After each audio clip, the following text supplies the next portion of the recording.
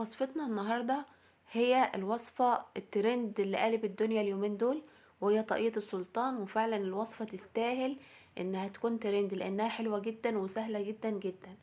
هنبدأ المقادير مع بعض: كوباية من المية الدافية، عليها كوباية من اللبن الدافي، عليها ربع كوباية من الزيت، وبياض بيضة. هنقلبهم جدا مع بعض.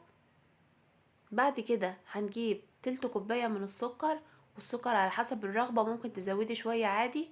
عليهم فانيليا وهنقلب.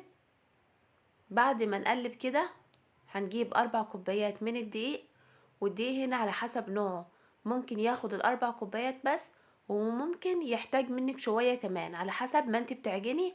هتعرفي لو لقيتيها بتلزق معاكي زودي كمان شوية من الدقيق. هنقسمهم لكورتين: كورة عليها حتة زبدة، قطعة زبدة بس، ومعلقة كاكاو خام، والكورة التانية هنسيبها بيضة كده.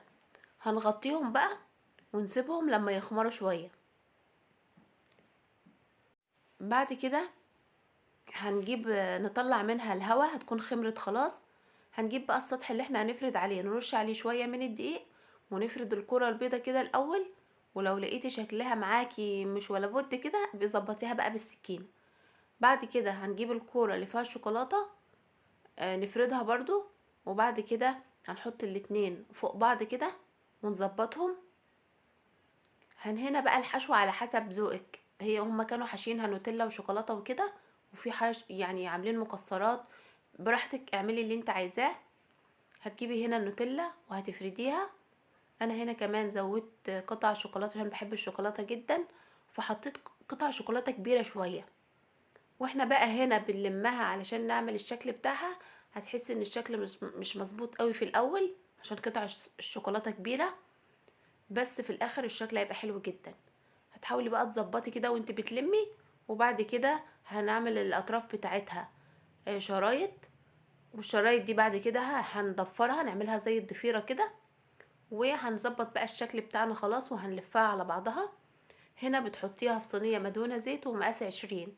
الصينيه هنا كانت كبيره شويه، مقاس 20 عشان تبقى معاكي منفوخه ويبقى شكلها ملموم كده وحلوه لما تخمر